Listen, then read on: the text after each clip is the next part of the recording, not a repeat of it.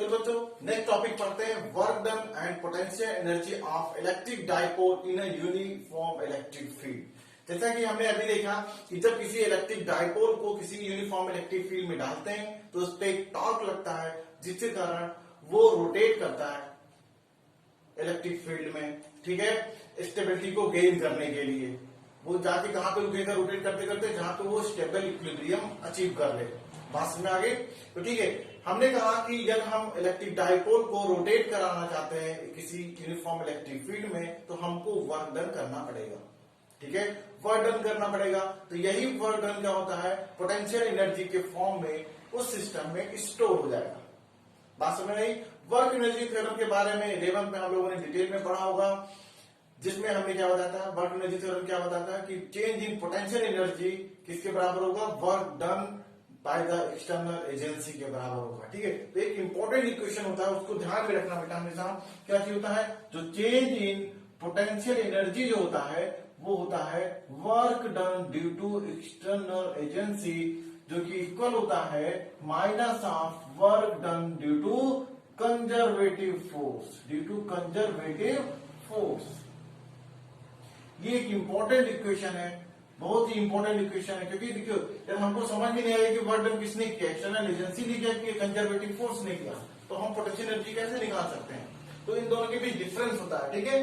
Conservative force वो force होता है जो पाथ इंडिपेंडेंट होता है, ठीक है, पाथ इंडिपेंडेंट मतलब ये तो हम कंजर्वेटिव फोर्स में वर्क डन करेंगे तो वो इनिशियल और फाइनल पोजीशन पे डिपेंड करेगा, ना कि किस रास्ते से हम इनिशियल से फाइनल पहुंचे हैं। बात में आ गई? कंजर्वेटिव फोर्स के कारण जो वर्क डन होता है वो क्या होता है, कांस्टेंट होता है, जब हम हमारा इनिशियल और फाइनल पाथ सेम है तो, ठीक है, initial and final position fix है तो। बात में आ गई? हमको इससे मतलब नहीं कि हम एक पॉइंट से 1 पॉइंट से 2 पॉइंट तक किस रास्ते से गए, डायरेक्ट गए, घूमते हुए गए या किसी भी रास्ते से गए, यदि यहाँ पे कंजर्वेटिव फोर्स के कारण ये वर्क डन हो रहा होगा तो वो क्या होगा, कांस्टेंट होगा। बात समझ में आ गई? इसे बोलते हैं conservative force. Electric force is also a conservative force, ठीक है। अब चलो हम लोग डाइपोल पे वर्क डन निकालते हैं, ठीक है। ये इंपॉर्टेंट इक्वेशन उसको ध्यान रखना, ठीक है। चलो हमने कहा चलो किसी रीजन में मान लिया यूनिफॉर्म इलेक्ट्रिक फील्ड, ये रीजन था जहां पे एक यूनिफॉर्म इलेक्ट्रिक फील्ड लगी हुई थी, ठीक है। हम एक लाइन से दिखा रहे हैं यहाँ पे क्योंकि फिगर बहुत कॉम्प्लिकेटेड नॉलेज है उसको समझने के लिए, ठीक है। हमने कहा इस इलेक्ट्रिक फील्ड में मैंने एक इलेक्ट्रिक डाइपोल को इंट्रोड्यूस किया, ये देखो, ठीक है। ये था हमारा डाइपोल का माइनस क्यू और ये था प्लस क्यू पोल। बात समझ में आ गई? ठीक है, ये माइनस क्यू और ये प्लस क्यू पोल। ये था हमारा मान लिया डाइपोल का सेंटर पॉइंट था, जो कि इलेक्ट्रिक फील्ड से इनिशियली कितना थीटा आई लिख लेते हैं बच्चों। इनिशियल पोजीशन क्या थी, एंगल कितना बना रहा था डाइपोल इलेक्ट्रिक फील्ड से, थीटा आई, ठीक है। एक्चुअल में देखो हमने पढ़ रखा था, अभी पढ़ा हमने कि जो इलेक्ट्रिक डाइपोल मूवमेंट का डायरेक्शन जो होगा क्या होगा, from minus E minus charge two plus charge, ठीक है। जो इलेक्ट्रिक डाइपोल मूवमेंट का डायरेक्शन क्या होता है, माइनस चार्ज से प्लस चार्ज की ओर। देखो समझ में आ रहा है? तो मतलब क्या होगा, डाइपोल मूवमेंट और इलेक्ट्रिक फील्ड के बीच एंगल क्या है, इनिशियली थीटा आई है, ठीक है। हम क्या चाह रहे थे कि इस पे हम फोर्स लगा के इसकी एंगल को चेंज करते हैं, ठीक है। हमने कहा चलो मान लो इसको हमने चेंज किया और ये इसकी फाइनल पोजीशन आ गई, ठीक है। ये इसकी फाइनल पोजीशन थी, जो कि एंगल कितना बना रहा था, अभी जो एंगल बना रहा था थीटा एफ मान लेते हैं, ठीक है। थीटा फाइनल हो गया। बात समझ आ गई? अब देखो जानते हैं ये हमारा माइनस क्यू है, ये प्लस क्यू। बात समझ आ गई? हमने कहा इनिशियली वो थीटा आई पे था, हमने इसको एक्सटर्नल वर्क डन किया और इसको रोटेट करा दिया, कितना थीटा एफ तक डिस्प्लेसमेंट करा दिया। बात समझ आ गई? चलो अब हम लोग देखते हैं, अच्छा एक रिलेशन हम वर्क डन कितना किया उसके बारे में देखें। पहले हम एक बार लीनियर मोशन में जो वर्क डन होता था और रोटेटरी मोशन के वर्क डन को कोरिलेट करने की कोशिश करते हैं, ठीक है। अब देखो जैसे मैंने कहा जो लीनियर मोशन होता था या ट्रांसलेटरी मोशन जिसको बोलते थे, ट्रांसलेटरी मोशन, और यहां पे डाल देते हैं रोटेटरी मोशन, ठीक है। रोटेटरी मोशन में वर्क डन में क्या क्या सिमिलरिटीज होती है उसको देखते हैं, ठीक है। हमने क्या बताओ, ट्रांसलेटरी मोशन में जो फोर्स होता था, याद करो, रोटेटरी मोशन वो किसके इक्विवेलेंट होता है, टॉर्क के इक्विवेलेंट होता है, टॉर्क के इक्विवेलेंट होता है। दोनों वेक्टर क्वांटिटी है, ट्रांसलेटरी मोशन में जो डिस्प्लेसमेंट हुआ करता था, जैसे वो कैसी क्वांटिटी थी, डिस्प्लेसमेंट कैसी क्वांटिटी थी, vector quantity. In the same way जो रोटेटरी मोशन में क्या होता है, angular displacement which is also a vector quantity. ठीक है, अच्छा बताओ, ट्रांसलेटरी मोशन में वर्क डन क्या होता था, एफ डॉट एस, मतलब ठीक है vector F dot vector S. इसका जो मैग्नीट्यूड की बात करें तो एफ एस कॉस थीटा, कितना होता था, एफ एस कॉस थीटा हुआ करता था मैग्नीट्यूड।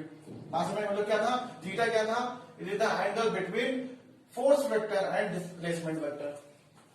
बात समझ आ गई। अब चलो यहां पे लिखते हैं, रोटेटरी मोशन में वर्क डन की बात करें तो कैसे निकालते हैं, रोटेटरी मोशन में हमने कहा torque dot displacement, angular displacement कर सकते हैं वेक्टर। ठीक है, अच्छा यहां पे हमने क्या किया, टॉर्क, इसका मैग्नीट्यूड की बात करें तो torque theta into cos theta. अभी यहाँ पे नॉट लिख दे रहे भाई, यहाँ पे थीटा नॉट कर ले रहे हैं, क्यों कर रहे हैं अभी इसका मतलब समझ में आ रहा है। ठीक है, पास में यहां पे क्या हो गया, वर्क डन क्या होगा, टाउ, टाउ क्या था हमारा, टॉर्क क्या था, टॉर्क जो फोर्स के इक्विवेलेंट था, torque into angular displacement dot cos theta naught. Theta naught क्या है, this is the angle between torque vector and angular displacement vector. ये बात समझ में आ गई। चलो अब हमने क्या यहां पे देखा, टॉर्क के बारे में पढ़ा। ठीक है, टॉर्क की वैल्यू भी हमने पढ़ा था, इसके पहले वाले, इससे पहले पढ़ा था टॉर्क की वैल्यू क्या,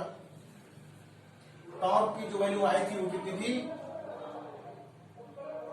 पी ई साइन थीटा। ठीक है, जो टॉर्क का मैग्नीट्यूड क्या आया था, पी ई साइन थीटा। इसका वेक्टर फॉर्म लिखते हैं तो क्या था, पी क्रॉस ई, मतलब क्या था, पी क्रॉस ई। ठीक है, क्रॉस प्रोडक्ट। ठीक है, डाइपोल मूवमेंट और इलेक्ट्रिक फील्ड का जो क्रॉस प्रोडक्ट होगा वो हमको टॉर्क के बारे में देगा ड्यू टू द डाइपोल। ठीक है, अब देखो यहाँ पे डायरेक्शन की बात करते हैं इसके टॉर्क के, ये टॉर्क कौन था, इंटरनल टॉर्क था ड्यू टू द डाइपोल। क्या था, जैसे इस कंडीशन में था डाइपोल पी क्रॉस ई। ठीक है, हम लोगों ने क्लास 11 में वेक्टर प्रोडक्ट के लिए डायरेक्शन निकालने के लिए कौन सा रूल, स्क्रू रूल पढ़ा था, राइट हैंड रूल पढ़ा था, स्क्रू रूल जिसे बोलते हैं। तो हमने क्या किया था, P से E की तरफ जाएंगे। ठीक है, तो अंगूठे को मैंने रखा about the centre of mass, इधर जो एक्सिस ऑफ रोटेशन हुआ करता था ये यहाँ पे रखा हमने, किसकी डायरेक्शन, P, डाइपोल मूवमेंट की डायरेक्शन, और उधर से किधर की तरफ है, इलेक्ट्रिक फील्ड की तरफ। ये देखो ये डायरेक्शन है, तो ये अंदर की तरफ हमको टॉर्क का डायरेक्शन क्या मिल रहा है यहाँ पे इस केस में, इनसाइड। ये क्रॉस प्रोडक्ट क्या दिखा रहा है, इनसाइड। ठीक है, ये क्या क्रॉस बना दिया तो ये क्या दिखा रहा है कि टॉर्क जो होगा इस बोर्ड पे, इस केस में इनसाइड बोर्ड होगा। बात समझ आ गई। लेकिन सोचो यदि ये टॉर्क लगता, इंटरनल टॉर्क लगता डाइपोल का अपना, तो ये डाइपोल किधर की तरफ जाता, नीचे की तरफ आता, इलेक्ट्रिक फील्ड के पैरेलल में आने की कोशिश करता। लेकिन हम किधर ले जा रहे हैं उसको, अपोजिट ले जा रहे हैं, इलेक्ट्रिक फील्ड के दूर ले जा रहे हैं। तो मतलब क्या होगा कि हम एक्सटर्नल टॉर्क लगा रहे हैं, हम एक्सटर्नल, ये कंडीशन कब हो सकती है, उसको इनिशियल से फाइनल कब ले जाएंगे, जब हम एक्सटर्नल टॉर्क देंगे, वो भी कितना, इक्वल अमाउंट में, जो कि इंटरनल टॉर्क के बराबर होना चाहिए। ठीक, जैसे ही थोड़ा सा एक्सटर्नल टॉर्क बढ़ाएंगे हमारा डाइपोल रोटेट करना शुरू करेगा। ठीक है, बहुत तेजी से नहीं करेंगे, क्यों, क्योंकि इसमें एक्सीलरेशन आ जाएगा। ठीक है, तो हमने क्या किया कि जैसे ही हमने एक्सटर्नल इसको इनिशियल से फाइनल ले जाना था इस डायरेक्शन में, तो हमको इंटरनल टॉर्क के अगेंस्ट में एक्सटर्नल टॉर्क अप्लाई करना पड़ेगा। बात समझ आ गई। तो चलो ये हम इंटरनल की बात करते हैं। एक्सटर्नल टॉर्क कितना आने वाला, देखो टॉर्क एक्सटर्नल कितना आने वाला, देखो जहां से हम किधर जाएंगे एक्सटर्नल के लिए, ये फाइनल पोजीशन थी, ये हमारा पी की पोजीशन, ये हमारा ई की पोजीशन है, हम किधर जा रहे हैं, ई क्रॉस पी अभी कर रहे हैं। क्या कर रहे हैं, ई क्रॉस पी कर रहे हैं। ठीक है, हमने क्या कहा कि सेम इंटरनल टॉर्क के अमाउंट में ही हमको एक्सटर्नल टॉर्क देना पड़ेगा यदि हम चाहते हैं कि हमारा डाइपोल फील्ड के अपोजिट डायरेक्शन में मूव करे। ठीक है, तो हमने कहा चलो एक्सटर्नल टॉर्क कितना आया, हमने कहा मैग्नीट्यूड तो सेम होने वाला है। ठीक है, मैग्नीट्यूड तो सेम होने वाला है। ठीक है, लेकिन डायरेक्शन क्या हो जाएगा भाई, डायरेक्शन की बात करो तो डायरेक्शन अपोजिट हो जाएगा। मतलब क्या, ये वाला टॉर्क किधर आ रहा है, एक्सटर्नल टॉर्क किधर आ रहा है, ऊपर की तरफ आ रहा है। ये बात समझ आ गई, क्लियर हुआ। ठीक है, अब चलो दूसरा चीज देखते हैं। अच्छा, डिस्प्लेसमेंट, एंगुलर डिस्प्लेसमेंट की बात करें तो थीटा इनिशियल ये, थीटा फाइनल ये है, तो डिस्प्लेसमेंट, एंगुलर डिस्प्लेसमेंट वेक्टर की डायरेक्शन किधर है, हम इधर से इधर आ रहे हैं, तो वो भी किधर की तरफ आ रहा है, सेम डायरेक्शन में आ रहा है कि नहीं आ रहा है। ठीक है। अब देखो यहाँ पे जो थीटा नॉट यही बता रहा था कि torque vector and angular displacement vector के बीच का जो एंगल होता है वो थीटा नॉट मैंने यहाँ पे दिया। ठीक है, बात समझ आ गई। थीटा नॉट क्या है? Torque vector and angular displacement vector के बीच जो एंगल होगा। तो वो इस केस में इंटरनल टॉर्क के केस में हमारा टॉर्क का जो डायरेक्शन आया वो किधर आया? बाहर साइड में आया, और डिस्प्लेसमेंट भी किधर करा? इनिशियल से फाइनल लिया। एंगुलर डिस्प्लेसमेंट वेक्टर का भी डायरेक्शन किधर? बाहर। मतलब क्या हुआ? टॉर्क एक्सटर्नल और थीटा के बीच, टॉर्क एक्सटर्नल और एंगुलर डिस्प्लेसमेंट के बीच थीटा नॉट कितना आ गया? यहाँ पे देखो ध्यान से लिखा जाए तो थीटा नॉट क्या आया भाई? 0। क्या आया? 0 आया। बोलो ये बात क्लियर? एकदम अच्छे से समझो। ठीक है, हम थीटा नॉट के लिखे क्योंकि ये थीटा नॉट क्या है? टॉर्क और एंगुलर डिस्प्लेसमेंट वेक्टर के बीच एंगल है, जो कि इस केस में कितना आ रहा? 0 आ रहा, क्योंकि एक्सटर्नल टॉर्क भी बाहर की तरफ और एंगुलर डिस्प्लेसमेंट भी बाहर की तरफ। चलो भाई वर्क डन का फॉर्मूला लिख दिया जाए यहाँ पे। तो वर्क डन हमने, अच्छा दूसरा चीज और देखना है, क्या करते हैं कि जैसे ही हम इसको थीटा आई से थोड़ा सा डिस्प्लेसमेंट भी किया, जैसे ही एंगुलर डिस्प्लेसमेंट दिया, थोड़ा सा थीटा रोटेट कराया, तो थीटा हमारा चेंज हो जाएगा। क्या थीटा इनिशियल पहले जैसा रहेगा? हमने कहा नहीं, अब थोड़ा सा चेंज हुआ। अच्छा चेंज होगा, थीटा चेंज हुआ तो sine theta change, sine theta change तो एक्सटर्नल टॉर्क भी हमारा चेंज होता रहेगा। मतलब क्या हुआ?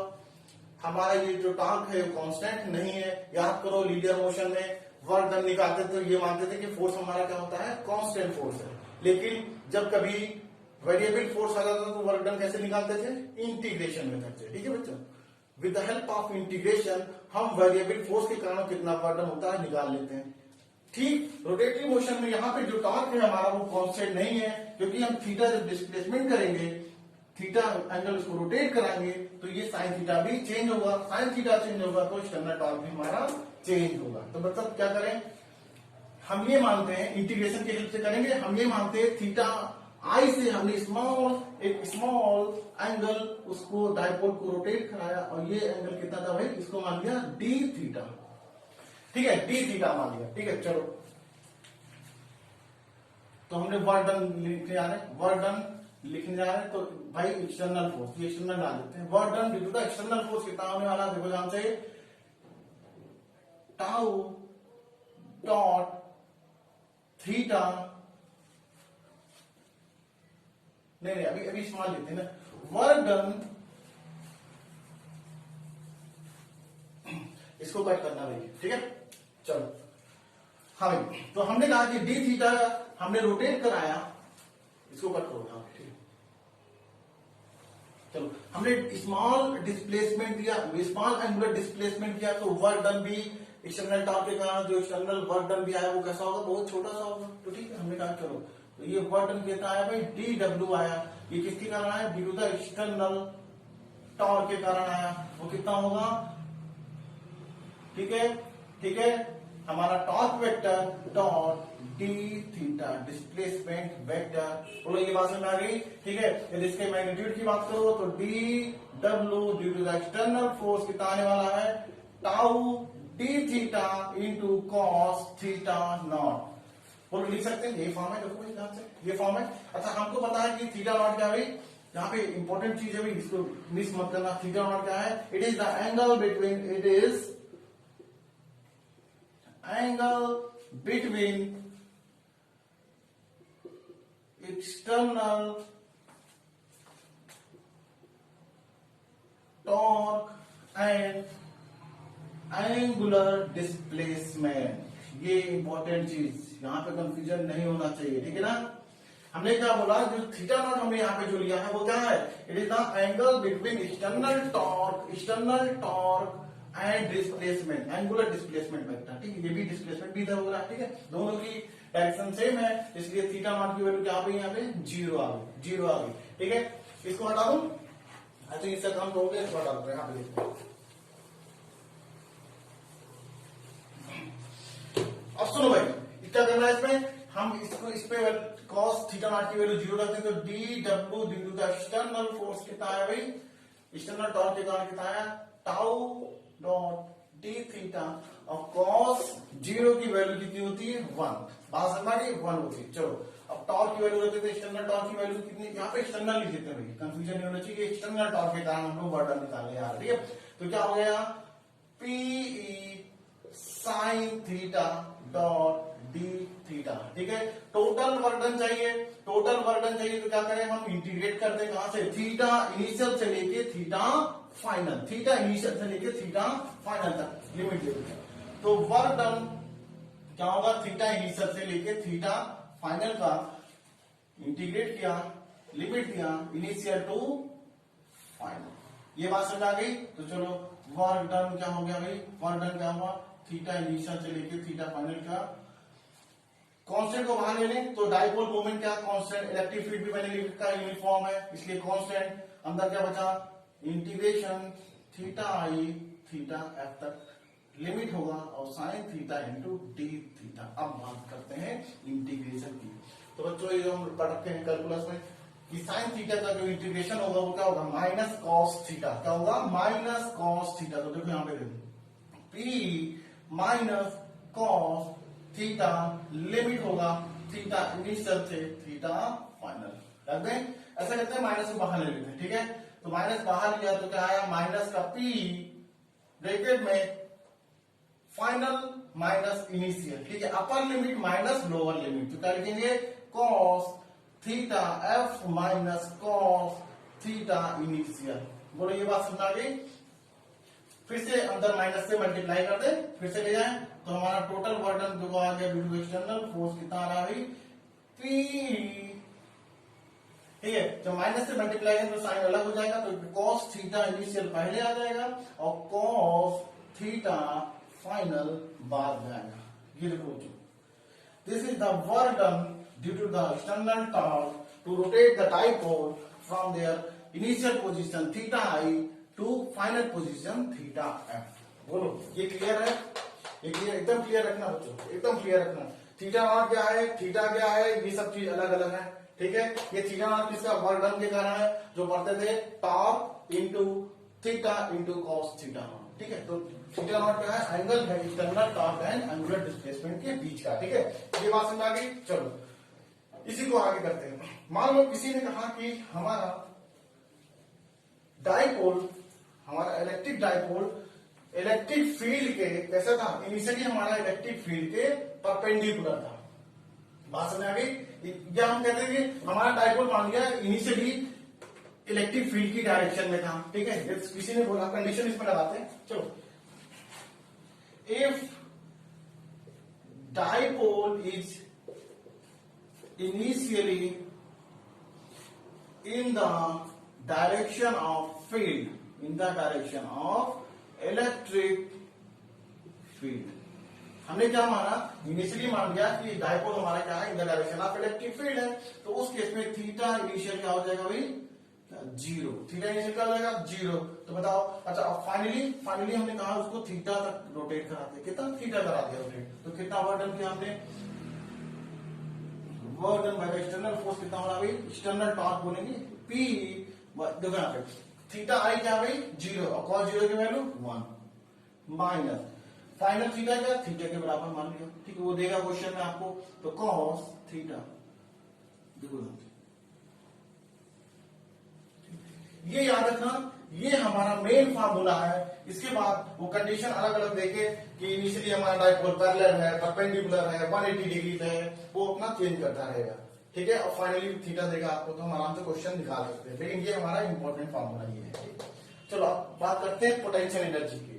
ठीक है, हमने कहा जब हम किसी सिस्टम पे वर्क डन करते हैं तो ये वर्क डन पोटेंशियल एनर्जी के फॉर्म में सिस्टम में सेव हो जाता है। ठीक है, तो कितना चेंज हुआ पोटेंशियल एनर्जी में, कितना चेंज हुआ, वो किसके बराबर होगा, work done by the external agency के। अब वर्क डन कितना होगा एक्सटर्नल एजेंसी का, समझ आ रहा है, P cos theta initial minus cos theta final. ठीक है, चलो आगे इसको हटा दो, इसको हटा दो।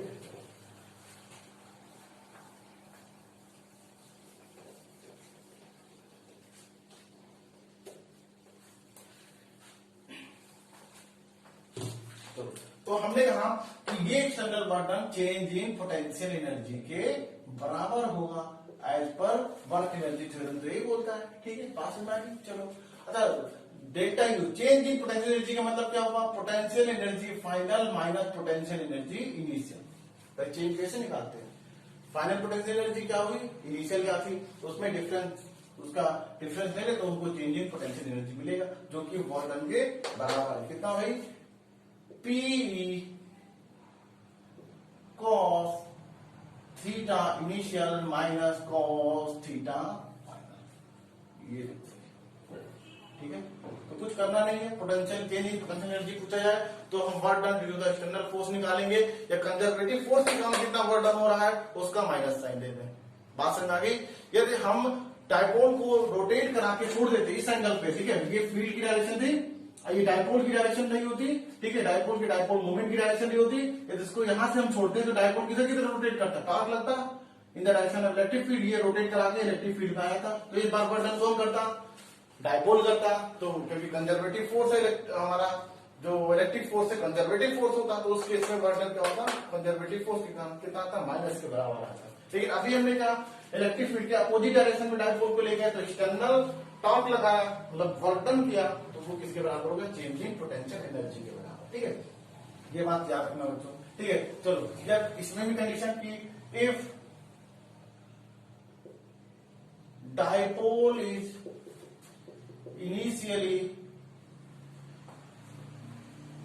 एट 90 डिग्री, क्या मान लिया कि हमारा इनिशियली डायपोल क्या है? 90 डिग्री। एक्चुअली देखो ये चेंज इन पोटेंशियल एनर्जी निकाल रखा हमने।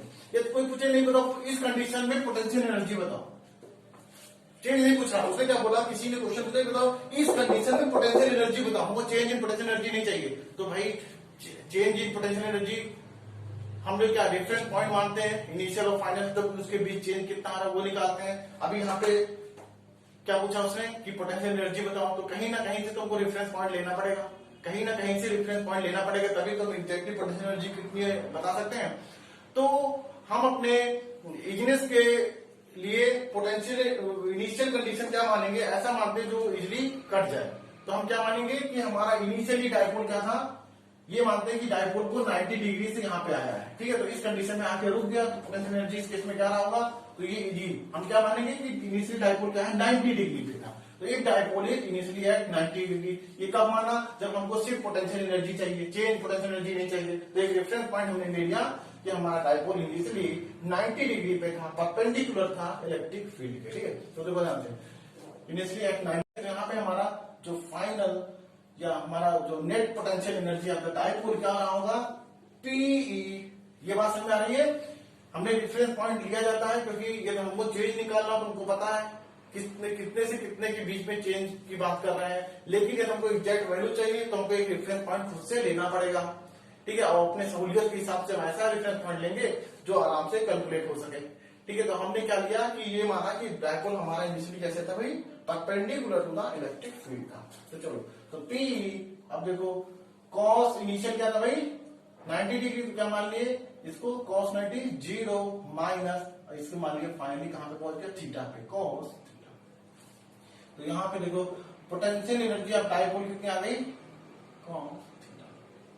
एक इंपॉर्टेंट और एक इंपॉर्टेंट रिजल्ट हमारा आया कि potential energy of the dipole, ठीक है, किसी भी एंगल पे कितना होगा? तो देखो माइनस का पी कॉस थीटा।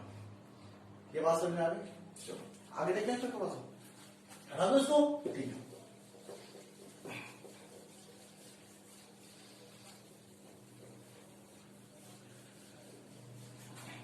अब इसमें अलग अलग कंडीशन देखते हैं। क्या कंडीशन देखिए, हमने मान लिया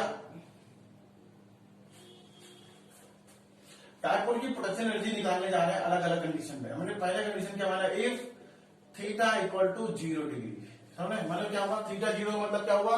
पी और ई के बीच एंगल क्या? 0, मतलब कि डायपोल क्या है? Parallel to the electric field है। उस केस में पोटेंशियल एनर्जी क्या आने वाली है? देखो ध्यान से, U इक्वल टू क्या आ जाएगा? माइनस का पीई, और कॉस 0 की वैल्यू भाई कॉस 0, या कह सकते हैं ये क्या आया? माइनस का पी इंटू ई।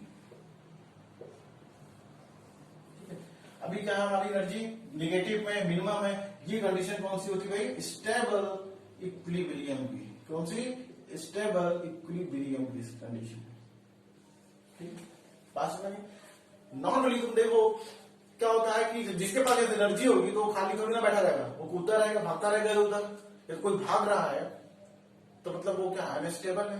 लेकिन जिसके पास एनर्जी नहीं है वो बेचारा कहीं घूम ही नहीं सकता, वो तो बैठा रहेगा कहीं जहां। तो मतलब क्या है, ये तो कहीं इधर मूवमेंट नहीं कर रहा, तो मतलब वो स्टेबल इक्विलिब्रियम है, मतलब जिसकी पोटेंशियल एनर्जी मिनिमम होगी तो क्या होगा, स्टेबल इक्विलिब्रियम गेन कर रहा होगा, और जिसकी प्लस में आ जाएगी मतलब वो अनस्टेबल होगा। ठीक है, चलो देखते हैं यहाँ पे सेकंड कंडीशन, ये हमारी स्टेबल इक्विलिब्रियम की कंडीशन होगी। ठीक है, आगे देखो next, if theta equal to क्या हो जाए भाई 90 डिग्री।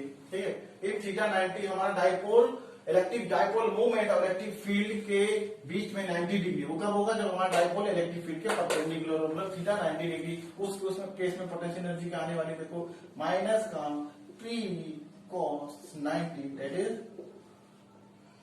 0, मतलब उस केस में डाइपोल पे कोई भी एनर्जी स्टोर नहीं रही होगी, कोई भी पोटेंशियल एनर्जी डाइपोल का नहीं रहा होगा। थर्ड कंडीशन देखिए, थर्ड देखते हैं, इफ थीटा इज 180। ठीक है, थीटा 180 मतलब कि डाइपोल और इलेक्ट्रिक फील्ड के बीच एंगल कितना 180, मतलब यदि इलेक्ट्रिक फील्ड इधर है तो डाइपोल अपोजिट डायरेक्शन में रहा होगा, ये माइनस रहा होगा उसका और ये प्लस वाला रहा होगा, मतलब तभी तो E और P के बीच में एंगल कितना बना 180।